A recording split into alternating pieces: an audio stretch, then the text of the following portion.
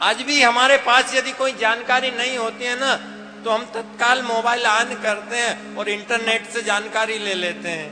ऐसे हिसाब उस समय का इंटरनेट हमारे देवता थे, ऋषियों का विज्ञान एकदम सिद्ध था। अपने मंत्र के माध्यम से सूर्य नारायण को स्तंभित किया, हाथ जोड़ करके निवेदन किया, हे प्रभु मेरे भाई की मुक्ति कैसे होगी। समझो इंटरनेट लगा करके पूछ रहे हैं कि अब इसका उपाय बताइएगा। उसी समय कहने लगे सूर्यदेव, श्रीमद् भागवतान मुक्ति सप्ताह वाचनम करो इति सूर्य वचः सर्वे धर्म रूपम तो विश्रुतम। तुम्हारे भाई की मुक्ति श्रीमद् भागवत के श्रवण मात्र से हो जाएगी। बड़े प्रसन्न हुए, सूर्य को प्रणाम किया, गांव एकत्रित किया, भैया मैं भागवत करना चाहता हूं, अपने पितरों को सुनाना चाहता हूं। ग्राम के लोग बड़े प्रसन्न हुए, सब मिलकर के किसी ने बांस ले आया, बल्ली ले आया, सुंदर पंडाल बना दिया। धुंधकारी भी एक बांस के बेड़े में थोड़ी संधि थी, घुस करके बैठ गए। 7 दिन तक निराहार रह करके कथा श्रवण की। 7वें दिवस 7 गठाने चटक गई। सुंदर स्वरूप धारण करके हाथ जोड़ करके कहने लगा, भैया तुमने मेरा उद्धार कर दिया। इसलिए कहा है कि यदि हमारे वंश में एक भी भक्त पैदा हो जाए, ऊपर और नीचे की पीढ़ियां मुक्त हो जाती है। सुंदर विमान के ऊपर बैठ करके जाने लगा। गोकर्ण जी ने भगवान के पार्षदों को प्रणाम किया, कहने लगे, भैया अरे ये गांव वासियों ने भी कथा श्रवण की, मेरे भाई के लिए तो विमान और ये ग्राम वासियों के लिए, इनके लिए कोई विमान। उन्होंने कहा, महाराज आपके भैया ने निराहार रह करके कथा को श्रवण की। देखिए कथा तो सब श्रवण कर रहे हैं साहब, लेकिन कोई किसी नियम से कर रहा है, कोई किसी नियम से कर रहा, इसलिए फल में भी भेद होगा। पानी तो सर्वत्र गिर रहा है, लेकिन जिसका जैसा पात्र होगा, किसी ने यदि डिब्बा रखा है तो वो भरा जाएगा, किसी ने तसला रखा वो भरा जाएगा, किसी ने ड्रम रख दी है तो वो भरा जाएगी है? अब डिब्बे वाला व्यक्ति कहे मेरे पास इतना ही पानी आया, तो भले आदमी पानी का कोई दोष नहीं है, दोष तो तेरे पात्र का है। तो जितनी हमारी श्रद्धा होगी भैया उतना ही तो फल मिलेगा। इसलिए यदि ये फिर से एक बार श्रद्धा नियम से कथा श्रवण करेंगे तो इनकी मुक्ति हो जाएगी। पुनः गोकर्ण जी महाराज ने श्रावण मास में कथा का पारायण किया। सनकादि कहते नारद जी सबके लिए विमान आए, समस्त ग्रामवासी जैसे अयोध्या से भगवान अपने धाम को पधारे, ऐसे गोकर्ण जी भी सभी भक्तों को लेकर के भगवान के धाम पधार रहे हैं। भगवान स्वयं प्रकट होकर के गोकर्ण को हृदय से लगाया। जो भागवत का वक्ता है वो स्वयं कृष्ण रूप हो जाता है साहब, ये भागवत की विशेषता है। भैया आप सभी लोगों से निवेदन है, हम 7 दिन के लिए यहाँ कल्पवास कर रहे हैं, और कहीं ऐसा ना हो कि घर वाले तो ये समझे कि वृंदावन में कथा श्रवण कर रहे हैं और हमारी श्रद्धा में कोई कमी रह जाए और फल नहीं मिले, तो ना तो इधर के रहे ना उधर के रहे, इससे तो उधर ही यदि कार्य करते तो अच्छा रहे। इसलिए सभी से मेरा निवेदन है कि कथा के जो नियम बताए जाएं सभी भक्तों को पालन करना है। और मैं तो ये कहूं कि अपने अपने पितरों के निमित्त आप कथा श्रवण करिएगा साहब। हम लोगों के लिए तो अभी समय है, लेकिन पिता में वृंदावन में कथा श्रवण करो। शायद किसी पितृ की अधोगति हो गई हो, गोविंद से निवेदन करो कि हे गोविंद, पुत्र का कर्तव्य है कि वो अपने पिता को पुरखों को सद्गति प्रदान करे भागीरथ के समान। हम और तो कुछ नहीं कर सकते प्रभु, पितृ मोक्ष के निमित्त कहां कर पाते, कहां हम पितृपक्ष में तर्पण करते हैं भैया, कहां ब्राह्मण भोजन करवा पाते, और कुछ नहीं कर सकते। तो आप ये कथा श्रवण करिएगा और इसका पुण्य अपने पितरों को प्रदान करिएगा साहब, ये अक्षय हो जाएगा आपका। इसलिए 7 दिन तक यदि आप ये संकल्प लेकर के कथा श्रवण करेंगे ना, तो आपके पितर आपके शरीर में आकर के निवास करेंगे साहब 7 दिन तक। ऐसा कहते हैं कि श्राद्ध करते हैं तो स्वयं पितृ पुत्र के शरीर में आकर के बैठे जाते हैं। तो 7 दिन तक पितृ रहेंगे, तो 7 दिन तक आप जो भी व्यसन करते हो, मैं तो कहूंगा कि जर्दा तंबाकू भी आप खाते हो तो 7 दिन तक छोड़ दीजिए। आप खाते हैं, पितरों को कोई तंबाकू थोड़े लगती है। नियम काम क्रोध लोभ निंदा स्तुति से परे होकर के इस कथा को श्रवण करिएगा साहब, क्योंकि वृंदावन धाम में कथा हम लोग श्रवण कर रहे हैं, इससे परम सौभाग्य और कुछ नहीं है।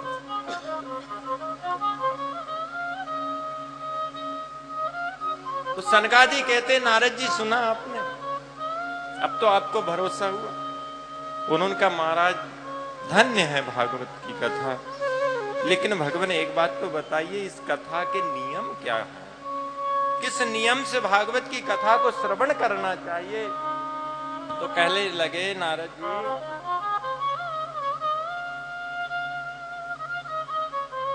अतते संप्रवक्ष्यामः सप्ताह श्रवणे विधिम सहायै वसुभिश्चैव साध्यो विधि स्मृता। हे नारद जी, अब हम तुमको सप्ताह श्रवण की विधि बताते हैं। सबसे पहले ज्योतिष से मुहूर्त पूछना चाहिए, फिर दूसरे नंबर पर देश विदेश में जहां अपने रिश्तेदार हो सबको सूचना देनी चाहिए। हम रिश्तेदारों को तोहफा देते हैं ना, तो मैं तो कहूंगा कि भागवत कथा से बड़ा और कोई तोहफा नहीं हो सकता। आपको यदि यहाँ आनंद आए कथा में वृंदावन धाम में, तो अपने अपने रिश्तेदारों को भी बुलाइएगा, फोन लगा करके कि अरे यहाँ आकर के तो देखिए, निमंत्रण हो गए सब। या तो इस कथा को किसी तीर्थ में श्रवण की जाए, या पर्वत के ऊपर, या शिव मंदिर या देवालय में, अथवा जहां भी अच्छी स्वच्छ जगह और जहां सब लोग बैठ सके, सुंदर पंडाल तैयार करके शालिग्राम शिला को स्थापित करके नवग्रह षोडश मातृका गणेश पूजन प्रतिदिन करें। प्रातः काल में मूल पाठ हो, सायं में कथा हो, और इसके पश्चात 7 लोकों का वर्णन किया कि कौन कौन से व्यक्ति को कहां कहां बैठना चाहिए। इस कथा को जब तक श्रवण करे 7 दिन तक शोर ना करे, मतलब कठिन इत्यादि ना बनवाए, ब्रह्मचर्य से रहें, भूमि पर शयन करें अथवा काष्ठ के आसन पर शयन करें, मादक पदार्थों का सेवन बंद करें, और इसके पश्चात और भी बहुत सारे दुर्गुण दोष हैं, असत्य, क्रोध, झूठ, राग, द्वेष, निंदा, स्तुति, सबका परित्याग करके इस कथा को श्रवण करना है।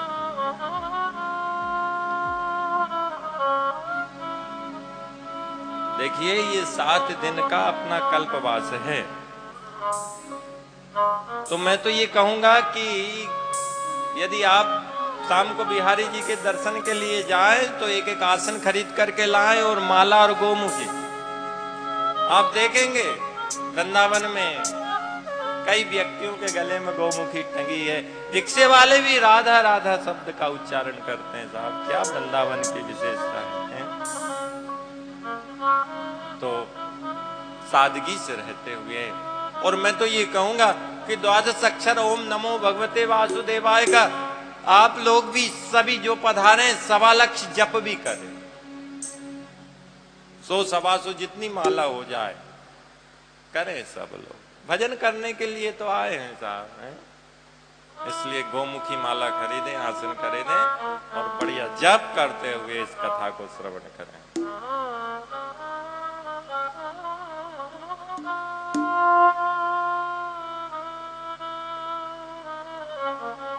सनकादि कहते हैं नारद जी इस प्रकार से इस कथा को श्रवण करनी चाहिए। जो दरिद्रता रूपी ज्वर में जल रहे हैं, माया पिशाची ने जिनको कुचल दिया है, जो संसार समुद्र से डूब रहे हैं, भागवत का डिमडिम घोष है कि आप मेरी शरण में आइए, मैं आप सबका उद्धार कर दूंगा।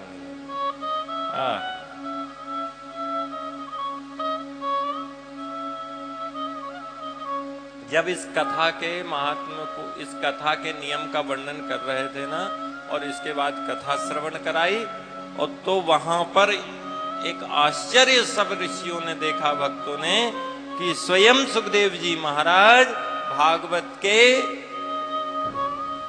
मंत्रों का जप करते हुए उस सभा के बीच में प्रकट हो गए। नारद जी बड़े प्रसन्न हुए, चारों तरफ से जयकार की ध्वनि होने लगी। नारद जी ने पूजन किया, सुंदर आसन के ऊपर विराजमान किया, कहने लगे प्रभु कुछ बोलिए। भागवत के महात्म में उन्होंने जो शब्द कहे कि स्वर्गे सत्तेज कैलासे वैकुंठे न स्वयं रसा अतः पवन पिबन्तु सद्भाग्या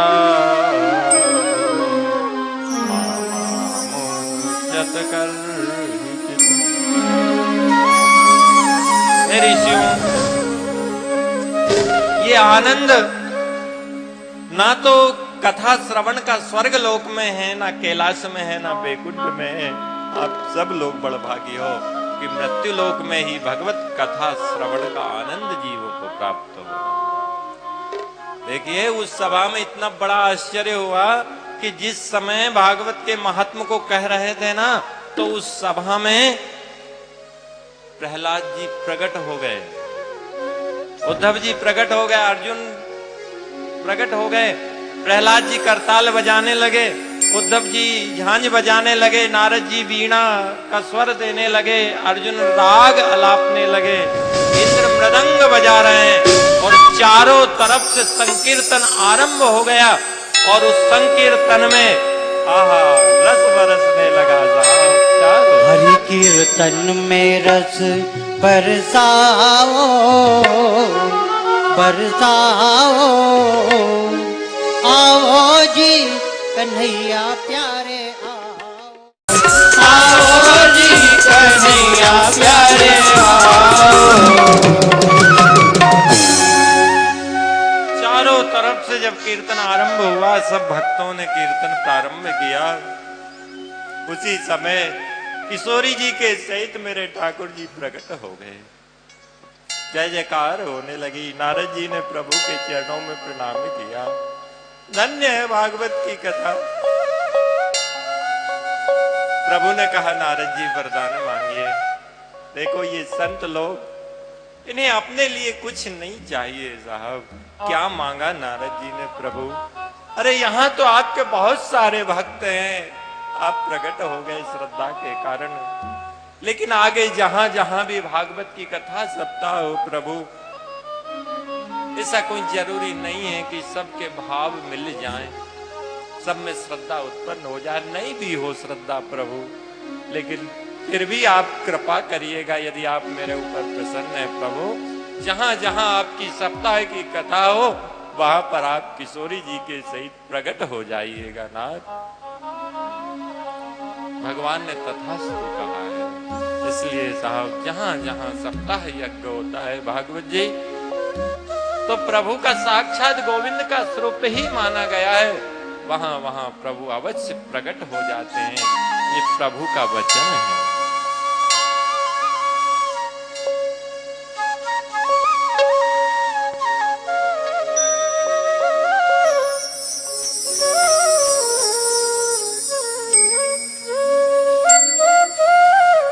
धन्य हो गए प्रभु के दर्शन करके सारे भक्त।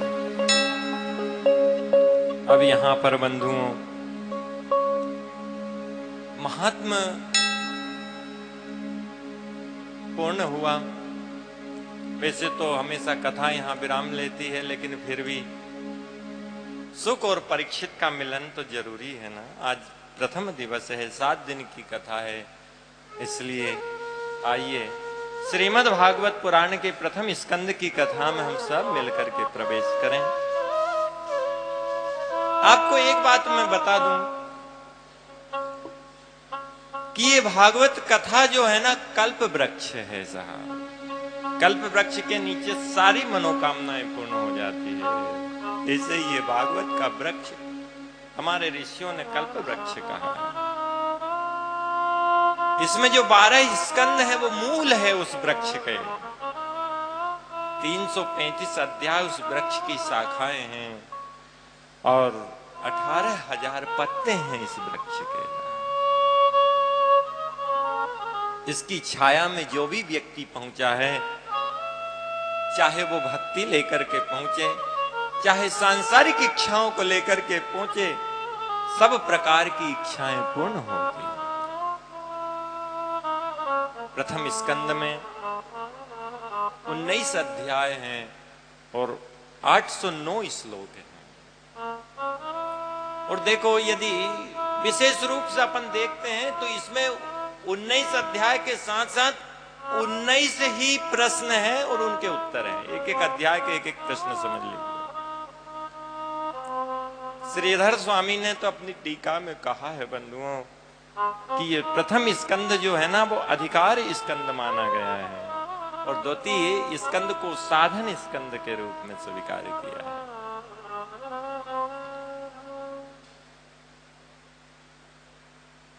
समझो, व्यास जी हमको ये बताना चाहते हैं कि भागवत कहने का अधिकारी कौन है और भागवत श्रवण करने का अधिकारी कौन है। इसके लिए यहां पर सुखदेव जी के जन्म की कथा और परीक्षित के जन्म की कथा को रखा है,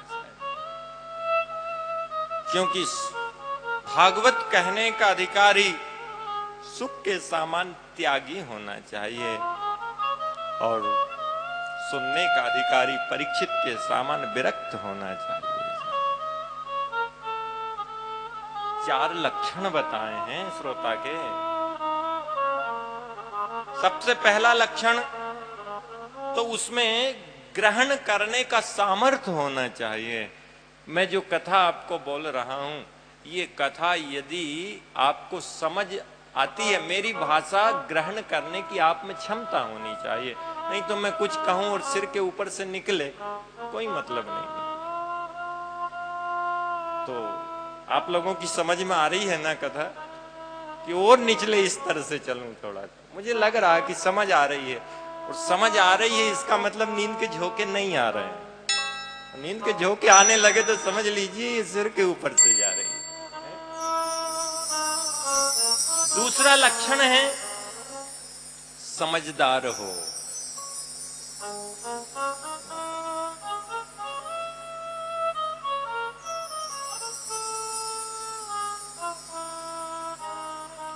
तीसरा लक्षण श्रोता का जो बताया है, संवैधानिक हो। संवैधानिक का अर्थ होता है कि जैसे मान लो भारत की कुछ गुप्त मंत्रणाएं होती है ना, तो कुछ खास खास मंत्रियों को ही बताई जाती। हर मंत्रणाएं सब मंत्रियों को नहीं बताई जाती। ऐसे ही हमारे ग्रंथ में भी बहुत सारी बातें ऐसी है साहब कि जिनका हम समाज के बीच में यदि जिनको प्रकट करते हैं, जबकि हमारे ग्रंथों की एक विशेषता है, जब जैसी घटनाएं हुई है वैसी की वैसी अक्षर सा लिख दी गई है, उसमें काट छांट नहीं की। तो कुछ बातें गुप्त रख सके, और नहीं तो कई लोगों को अजीर्ण हो जाता है, वो ग्रंथों की फिर खिल्लियां उड़ाने लगते हैं साहब, और अंत में उसका परिणाम अधोगति होती है। और चौथा लक्षण माना गया है कि जो वस्तु की कथा आप सुन रहे हैं ना, जिसकी कथा सुन रहे हैं ना, तो उस व्यक्ति की चाह भी होना चाहिए कि ये हमें मिलना चाहिए। भगवान से आपका प्रेम है तो ही कथा सार्थक है। अब भगवान की यदि आपको चाह नहीं है, संसार की चाह है, तो फिर कथा सुनने से कोई मतलब नहीं है। संसार की यदि चाह है, पैसे कमाना है, तो किसी व्यापारी के पास में बैठिए जाकर के, वो आपको पैसे कमाने के गुण। भगवान यदि चाहिए ना, जिसको भगवान की चाह है, ऐसा श्रोता चाहिए भागवत की कथा श्रवण। देखो भागवत कोई एक सांप्रदायिक ग्रंथ नहीं है, सत्यम परम धीमहि